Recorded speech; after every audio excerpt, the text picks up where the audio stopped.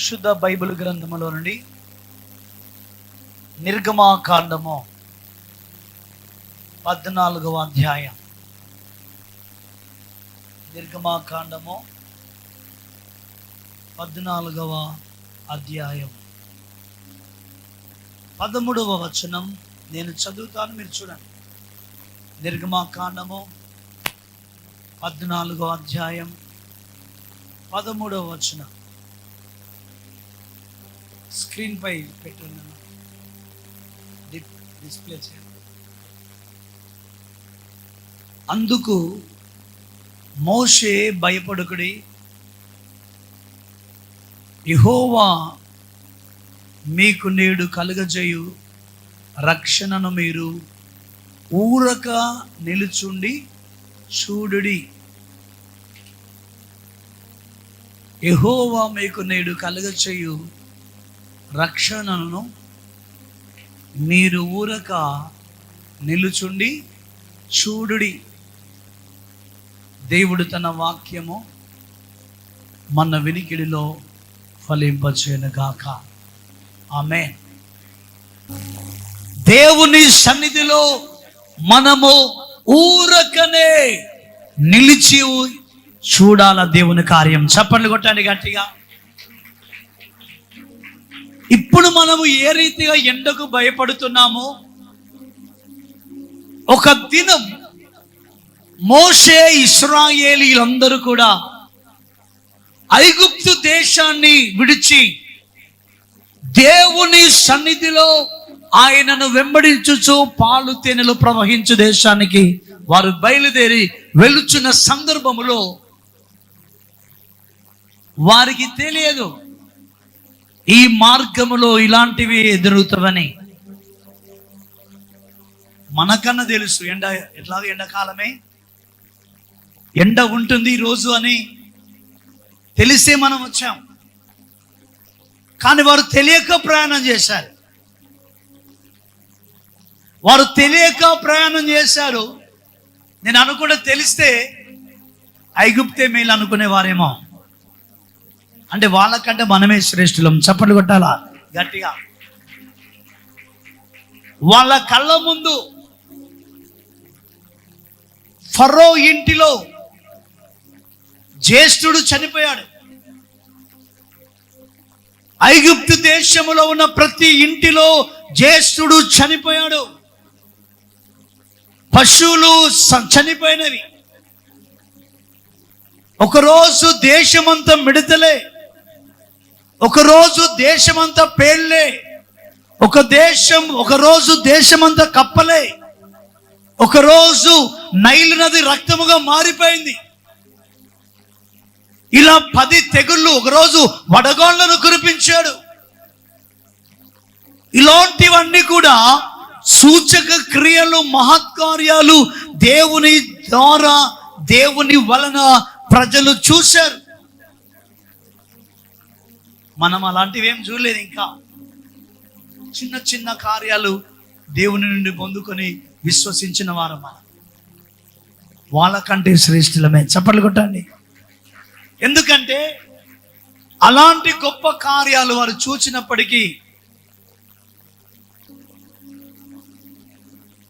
ఈ ఎర్ర సముద్రము ముందుకు వచ్చేసారు. ఎర్ర సముద్రము ముందుకు రాగానే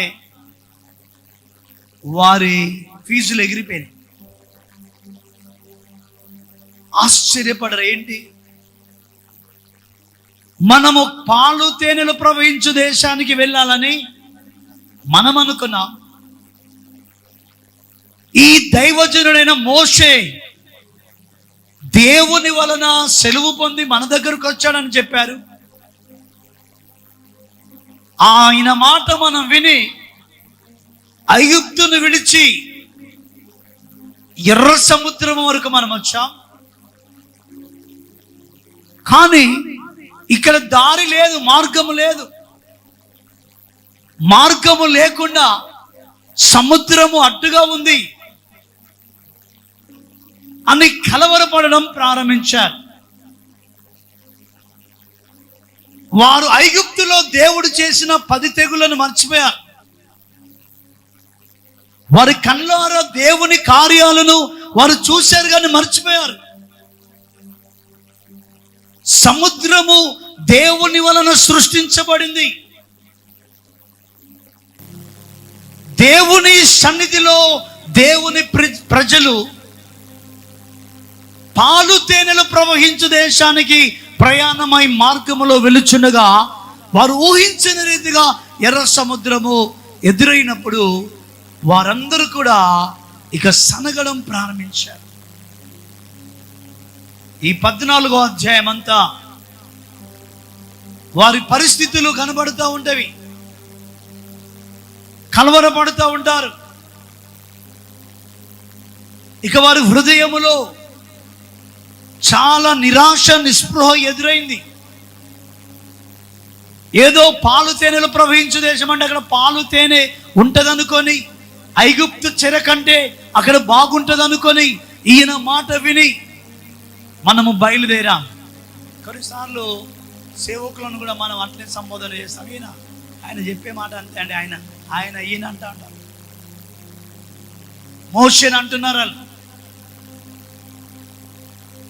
మోషే మీద చాలా సనుగుతున్నారు. ఈయన మాట విని మనం బయలుదేరాం. ఈయన మాట నమ్ముకొని మనం ప్రయాణమై కొనసాగు వచ్చాం ఇక్కడికి. ఇలా ఇశ్రాయేలీలందరూ కూడా సనగడం గుణగడం ప్రారంభించారు. నాకు అనిపిస్తుంది నిజానికి వాళ్ళకంటే మనం శ్రేష్ఠులమే అనిపిస్తుంది. ఎందుకంటే వారి కళ్ళ ముందు 10 తెగుళ్ళు దేవుడు చేశాడు. మేము ఈ బైబుల్ థీమ్ పార్క్ వెళ్ళాం కదా మే 10th పిల్లలతో. ఈ 10 తెగులు అక్కడ చక్కగా కళ్ళ ఘనమైనట్టు చూసాం. అన్ని అద్భుతాలు జరిగినప్పటికీ ఈ ఎర్ర సముద్రము మాకెంత అని అనుకోలేదు వారు. అంటే ఎర్ర సముద్రము మా ముందు ఎంత అని ఎప్పుడు అనుకుంటారు? వాళ్ళు నమ్మిన దేవుడు ఎంత గొప్ప శక్తిమంతుడో వాళ్ళకి అర్థమైతే వారు అనుకుంటారు. వాళ్ళకి అర్థం కాలేదు. ఆయన చాలాసార్లు నీ జీవితంలో అంతే. నీకొచ్చే కష్టాలను బట్టి, నీకొచ్చే ఇబ్బందులను బట్టి, నువ్వు ఎదుర్కొంటున్న సమస్యలను బట్టి దేవుని సన్నిధిలో నీవు కృంగిపోతూ కలవరపడుతూ దేవుని బిడ్డగా నీవు దేవుని సన్నిధిలో విశ్వాసాన్ని కోల్పోతూ, కొన్నిసార్లు మాట్లాడే మాటల తీరు విధానం మారిపోతూ దేవుణ్ణి బాధపరిచే కార్యక్రమాలు నీ జీవితంలో ఎదురవచ్చు. నీకు దేవుడు ఏం చేశాడు ఇన్ని కష్టాలా? అసలు వాళ్ళకి వచ్చింది మొదటి కష్టమే. అది మొట్టమొదలే ఎర్ర సముద్రం. ఇక ముందుంది వాళ్ళ పరిస్థితి, కానీ అది వాళ్ళకి తెలియదు. ఈ మొదటి కష్టానికే కలవరపడిపోతున్నారు. ఈ కష్టానికే వారు కృంగిపోతూ మోషే మీద సనుగుతూ గునుగుతూ మాట్లాడుతూ ఉన్నారు. నా ప్రియమైన దేవుని ప్రజలారా,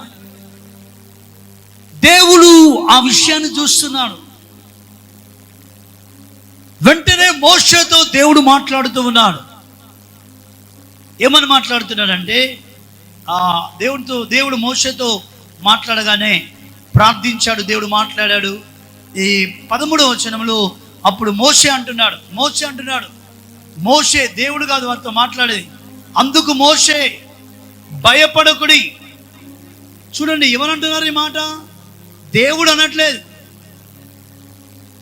దేవుడు ఇశ్రాయేలుతో మాట్లాడట్లేదు. మోషే తన ప్రజలైన ఇశ్రాయేలు నడిపించే ఆ ప్రజలతో మాట్లాడుచున్నాడు.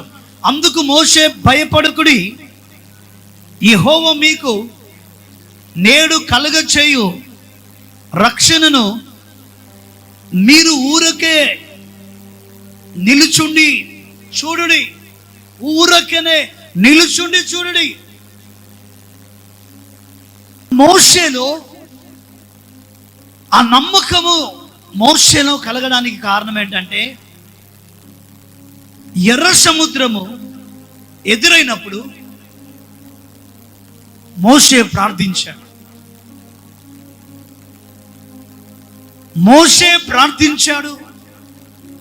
మోషేతో ప్రజలు కూడా ప్రార్థించారు. కానీ ప్రజలలో ఆ ప్రార్థనలో విశ్వాసం లేదు. వారు చేసిన ప్రార్థనలో ఏం లేదు, విశ్వాసం లేదు. చూడండి, ఆ వచనం 14వ అధ్యాయంలో మనకి 11వ వచనం లేదా 10వ వచనం. ఫరో సమీపించుచుండగా ఇశ్రాయేలీయులు కన్నులెత్తి ఐగుప్తీయులు తమ వెనుక వచ్చుట చూచి మిక్కిలి భయపడి యెహోవాకు మొరపెట్టిరి. చూడండి, వెనుక ఫరో సైన్యము ఇశ్రాయేలీయుల యొద్దకు వస్తూ ఉంది. ముందుకు వెళ్ళడానికి వాళ్ళకి సోర్స్ లేదు, సముద్రం ఉంది, మార్గము లేదు. మన దేవుడు ఎలాంటి వాడు తెలుసా అండి? అసలు దేవుడు అంటే ఏంటండి? దేవుడు అంటే ఏంటి చెప్పండి. మీకు ఏమర్థమైంది దేవుని గురించి? ఎవరైనా చెప్పండి. దేవుడు అంటే చెప్తే వినండి. దేవుడు అంటే మార్గము లేనప్పుడే మార్గాన్ని కల్పించేవాడు దేవుడు. చప్పట్లు కొట్టడానికి గట్టిగా. నీకు లోన్ వచ్చే మార్గం లేదు, కానీ ఆ మార్గాన్ని కల్పించేవాడు దేవుడు. చప్పట్లు కొట్టడానికి గట్టిగా. అర్థమైందా? మార్గం ఉన్నాక నువ్వు ప్రార్థన చేస్తే లోన్ వస్తే సంబరపడతావు, అది కాదు. మార్గము లేనప్పుడు మార్గాన్ని క్రియేట్ చేసేవాడు దేవుడు. ఆయన దేవుడు అండి. నీ కష్టకాలములో, నీ దుఃఖములో, నీ వేదనలో నిన్ను ఆ భయంకరమైన స్థితిలో నుండి పైకి తీసుకొచ్చేవాడు దేవుడు. ఈరోజు ఒకటి గుర్తుపెట్టుకోవాలని, దేవుడు నీ జీవితంలో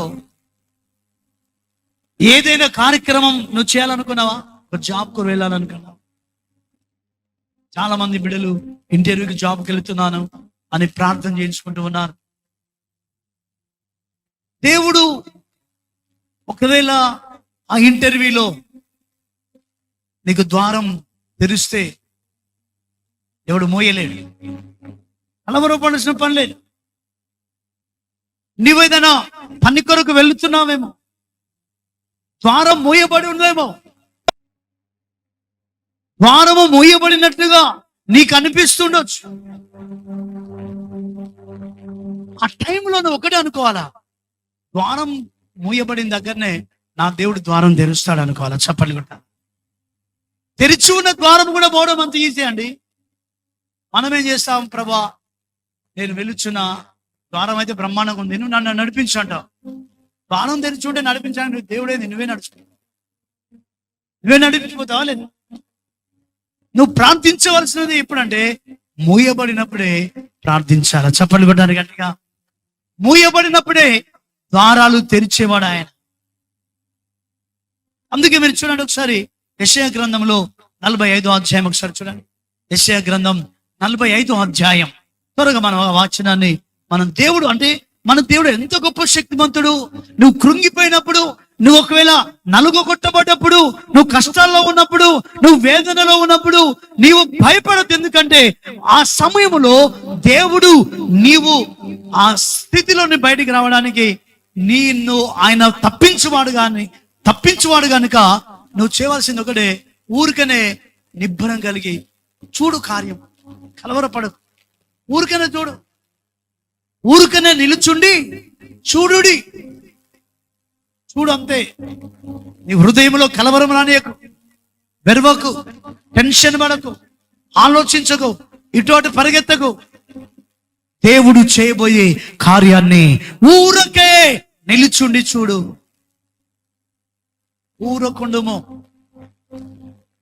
చూడు. దేవుని సేవకుడు అంటున్నాడు, ఏం కలవరపడకు, పరిగెత్తకు, ఇటు అటు చూడకు, ప్రశాంతంగా నిలబడి చూడు, దేవుడు కార్యం చేస్తాడు. చప్పట్లు కొట్టండి. ఇది మోషే మాట్లాడుతున్నాడు.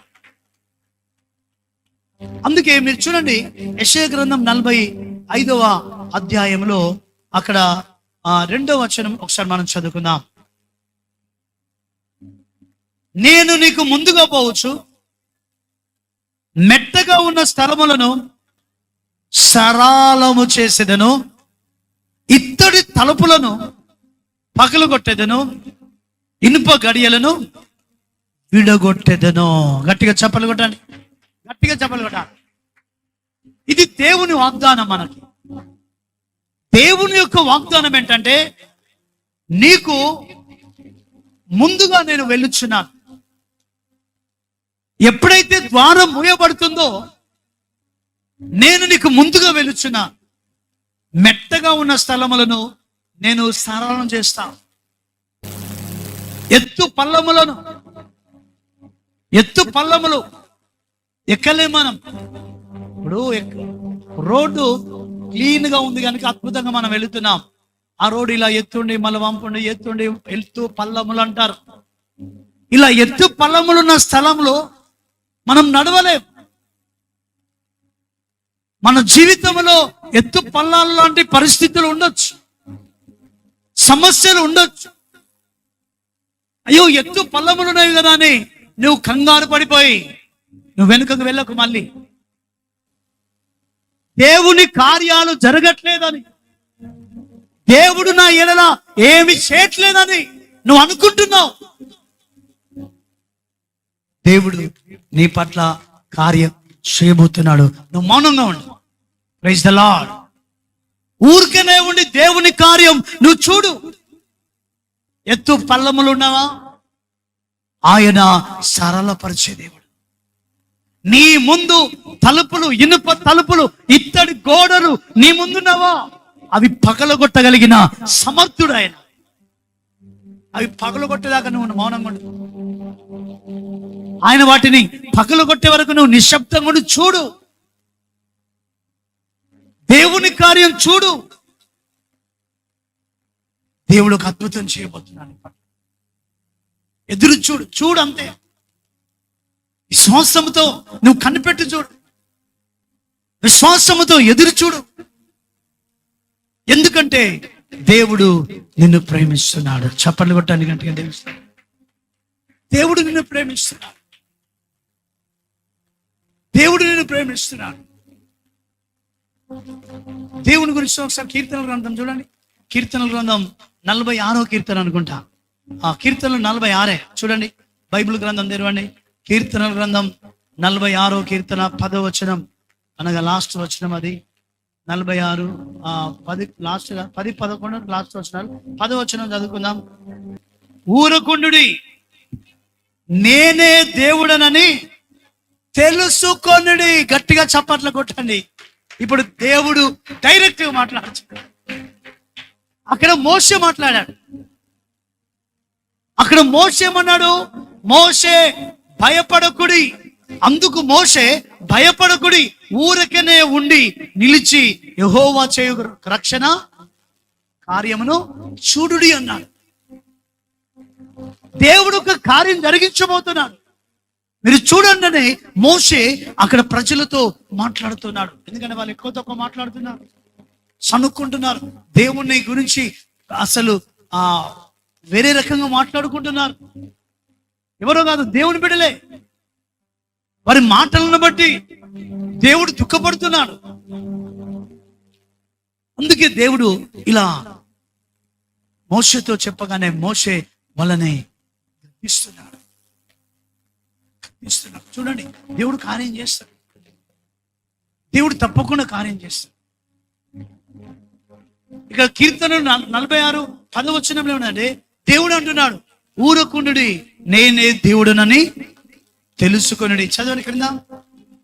అన్యజనులలో నేను మహోన్నతుడు నగుదును, భూమి మీద నేను మహోన్నతుడు నగుదును, సైన్యములకు అధిపతి యెహోవా మనకు తోడై ఉన్నాడు. యాకోబు యొక్క దేవుడు మనకు ఆశ్రయమై ఉన్నాడు. Praise the Lord, praise the Lord, praise the Lord. 10వ వచనములో దేవుడు మాట్లాడుచున్నాడు. 11వ వచనంలో దేవుడు మాట్లాడిన తర్వాత ఆ భక్తులు మాట్లాడుతున్నాడు. అక్కడేంటంటే దేవుడు ఊరకుండుడి, నేను దేవుడనని తెలుసుకున్నాడు. ఎందుకంటే అన్య జనుల మధ్యలో మీరున్నారు. వారి మధ్యలో నేను మీ పట్ల కార్యాలు జరిగించి నేను దేవుడను మహోన్నతుడనని వారి ఎదుట నేను కనపరుచుకుంటాను అంటున్నాను. వారి ఎదుట నేను కనపరుచుకుంటాను, నేనే నిజమైన దేవుడనని. నేనే నిజమైన దేవుడను. ఈ సృష్టిలో నాకంటే గొప్ప ఎవడు లేడు. ఈ సృష్టి నేను కలుగజేశాను. ఈ సృష్టి నా ద్వారా నడిపించబడుతుంది. నేనే దేవుడను అని మీరు తెలుసుకోవాలి.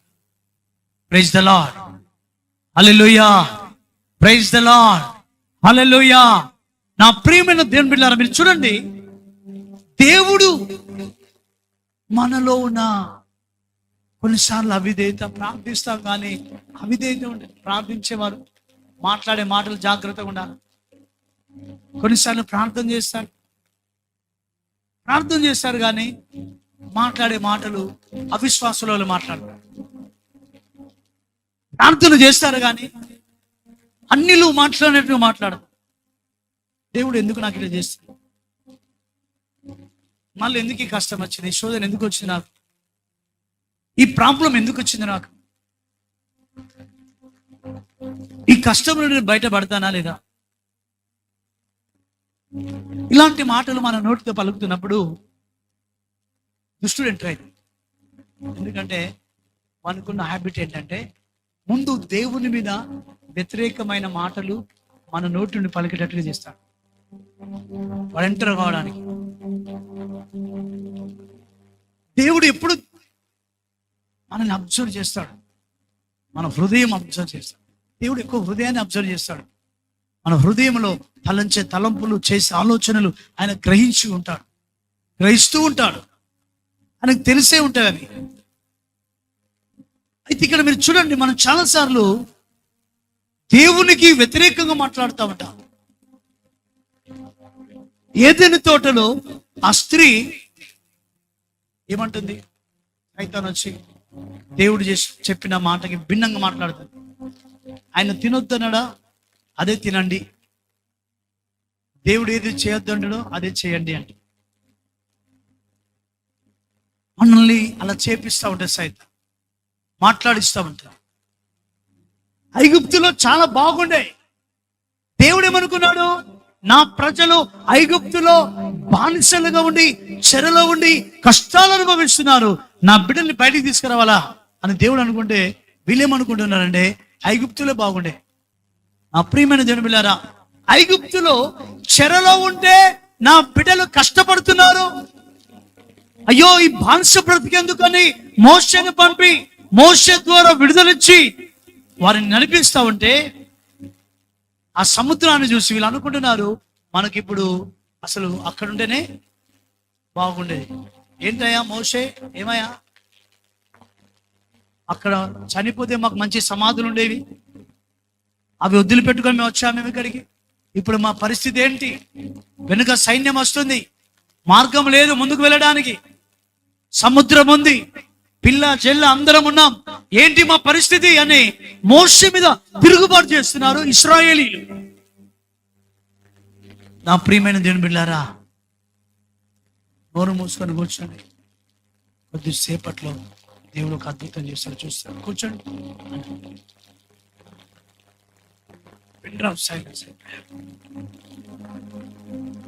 ఎందుకంటే దేవుడు కూడా అన్య జనుల మధ్యలో ఆయన మహోన్నతుడని రుజువుపరుచుకుంటాడు నీ ద్వారా. చప్పట్లు కొట్టండి. నీ ద్వారా దేవునికున్న మనస్సు అది. నీ ద్వారా దేవుడు ఎంత గొప్పవాడో అన్ని జనుల ఎదుట ఆయన నిన్ను ఆశీర్వదించి నీ పట్ల కార్యాలు జరిగిస్తూ ఆయన మహోన్నతుడని ఆయన రుజువుపరచుకోవడానికి ఆయన కార్యాలు చేయాలని ఇష్టపడుతుండగా నీవేమనుకుంటున్నావు అంటే ఇంకా ఎప్పుడు, ఇంకెప్పుడు ఏం జరిగింది, ఎందుకు ఇలా అయింది, ఇవే మాటలు నీకు. ఇంకెప్పుడు ఎప్పుడు జరుగుతుంది? ఎందుకు ఇలా అయింది? అవిశ్వాసంలో నువ్వు కలవరపడిపోతూ ఇటు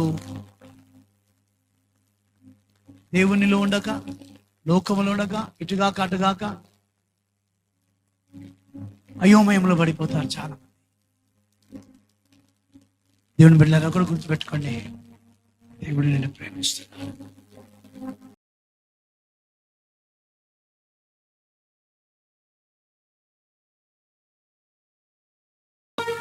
కృప కలిగిన మా తండ్రి, దయ కలిగిన మా రక్షకుడా, ఈ బిడ్డలు కన్నీరు కాల్చుతున్న వారున్నారు, రోదన చేస్తున్న వారున్నారు. క్షమాపణ అడిగి నీ సన్నిధిలో సరిచేయబడి పశ్చాత్తాపముతో నీ పాదముల చెంత ప్రార్థించుచున్న ఈ బిడ్డలందరినీ ఒక్కసారి తేరిచూడండి. ఈరోజు ఈ వాక్యాన్ని విన్న బిడ్డలందరినీ దీవించండి. ఆన్లైన్లో ఎంతమంది వాక్యం వింటున్నారు? ఈ ఛానల్లో ప్రతి బిడ్డ టీవీ ముందు కూర్చొని వాక్యం వింటున్నప్పుడు వీరి కుటుంబాలలో ఆశ్చర్య కార్యాలు జరుగును గాక. తండ్రి నీకు వందనాలు చెల్లిస్తూ ఈరోజు ఈ వర్తమానమును బట్టి నిన్ను స్తుతిస్తూ కనపరుస్తూ యేసు క్రీస్తు నామములో ఈ ప్రార్థన సమర్పించి వేడుకొనొచ్చు. ఆమేన్.